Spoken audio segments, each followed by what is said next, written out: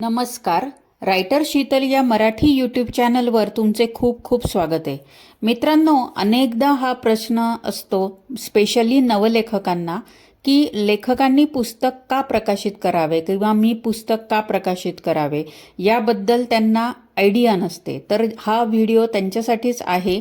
जर तुमचं कधीही आजपर्यंत पुस्तक प्रकाशित झालं नसेल आणि तुम्ही भरपूर लेखन केलं असेल तर हे तुम्हाला मार्गदर्शक ठरू शकते. तर सुरू करूयात. लेखकाने पुस्तक का प्रकाशित करावे? तर सगळ्यात पहिले म्हणजे तुमचे शब्दांची व्हॅल्यू लक्षात घ्या. पुस्तक हे फक्त शब्द नसतात, ती एक लेखकाची ओळख असते. तो एक पुढच्या पिढ्यांना जाणारा वारसा असतो. तर हे लक्षात ठेवा. तुमचा पुस्तकांमधील प्रत्येक शब्द हा महत्त्वाचा ठरतो.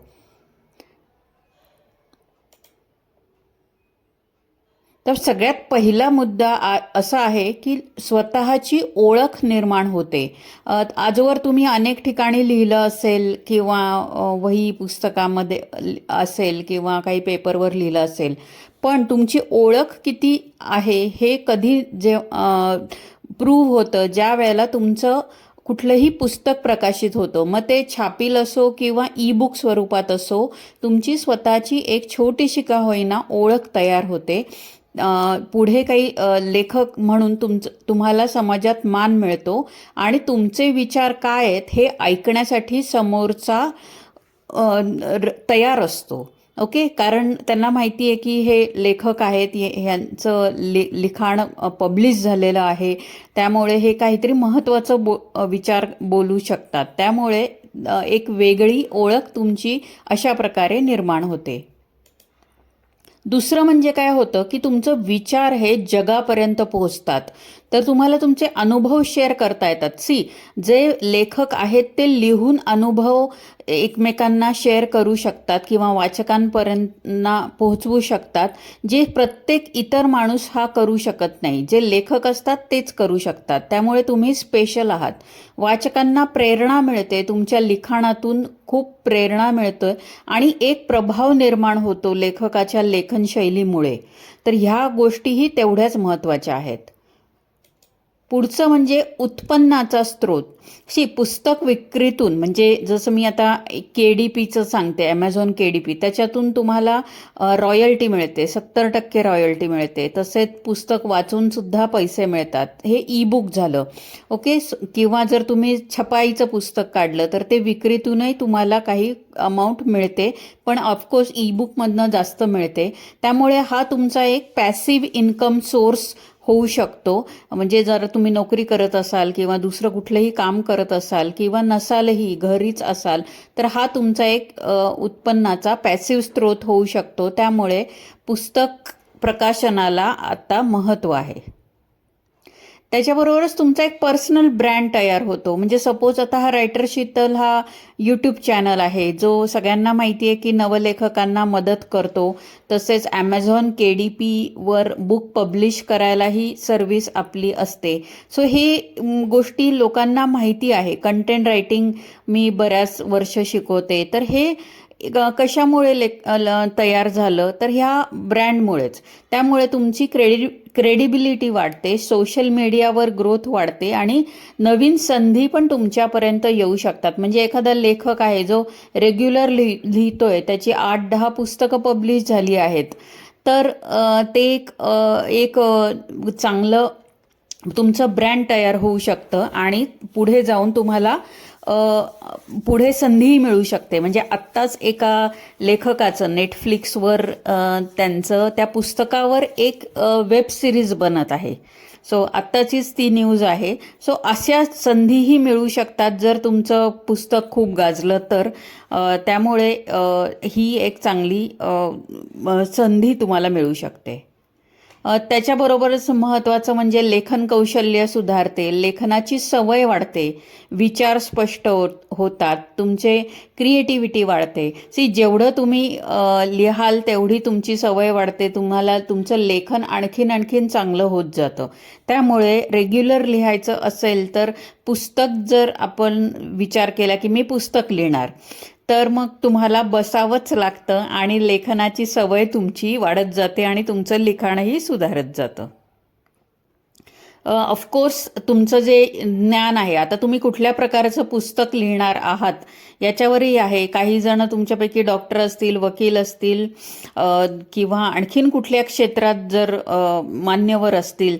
तुम्ही जर महत्त्वाची गोष्टी जर पुस्तकाच्या स्वरूपात जर पुढे आणल्यात तर अर्थात ते समाजासाठी उपयोगी पडणार आहे. तुमचे अनुभव तुम्ही जर शेअर केलेत तर ते सगळ्यांसाठी फायदा ठरणार आहे. म्हणजे आत्ताच मी एक डायटिशियनचं पुस्तक पब्लिश केलं जे KDPवर आहे. ते आत्ता लवकरच एक 10-15 दिवसात पब्लिश होईलच, त्याच्यावर काम सुरू आहे. तर त्या डायटिशियनच्या पुस्तकाचा फायदा बघा किती जणांना होणार आहे. त्याच्यात अनेक गोष्टी त्यांनी शेअर केलेल्या आहेत ज्या इतरांनाही मदत त्याच्यामुळे मिळणार आहे. तर अशी पुस्तकं वाचण्यासाठी वाचकही नक्कीच उत्सुक असतात. त्यामुळे तुमचं नॉलेज शेअर करण्याची संधी तुम्हाला याच्यातून मिळते.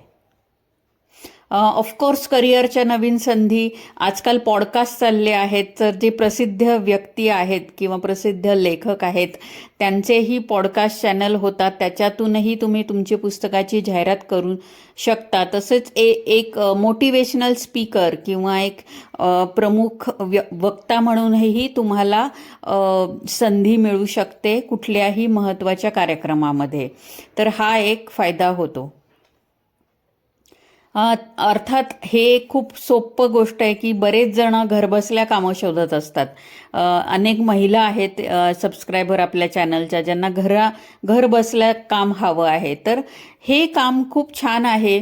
म्हणजे छापील जर तुमच्याकडे जास्त खूप मोठा सोर्स नसेल इन्कम, पुस्तक तुम्हाला लिहिलं आहे पण ते छापील स्वरूपात आणायला साधारण 30 ते 50 हजार लागतात. तेवढा जर तुमचा बजेट नसेल, कमी बजेट असेल, 10,000च्या आतलं बजेट असेल तर ई-बुक पण तुम्ही करू शकता किंवा तुम्ही स्वतः सगळं करू शकत असाल.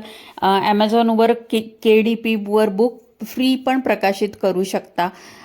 तर त्यामुळे कमी खर्चात ही पुस्तक पब्लिश होऊ शकतं आणि तुम्हाला घरूनही काम मिळून तुमचं ते उत्पन्नाचा महत्त्वाचा एक सोर्स होऊ शकतो.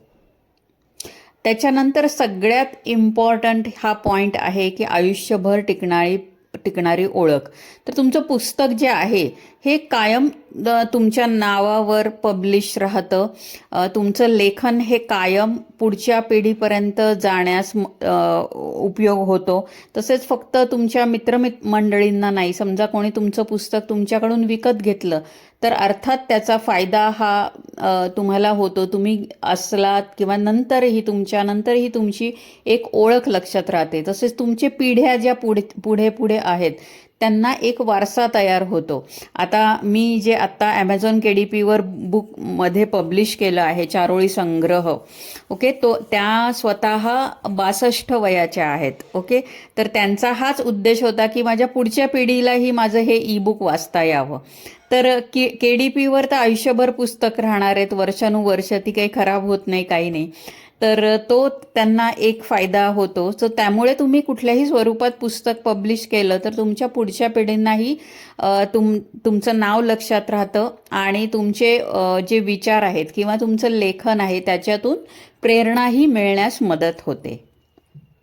सो अशा प्रकारे या वेगवेगळ्या गोष्टी मी तुम्हाला सांगितल्या आहेत. सो तुम्हालाही जर तुमचं पुस्तक प्रकाशित करायचं असेल, ॲमेझॉन KDPवर आहे तर आमची सर्व्हिस आहेच, किंवा जर छापील प्रकाशित करायचं आहे तर नक्कीच तुम्ही कुठल्याही तुमच्या जवळच्या प्रकाशकाकडे जाऊन त्यांच्याकडे कोटेशन घेऊन पूर्ण माहिती घेऊन तुम्ही तुमचं पुस्तक जरूर प्रकाशित करा आणि तुमचे अनुभव शेअर करा. धन्यवाद.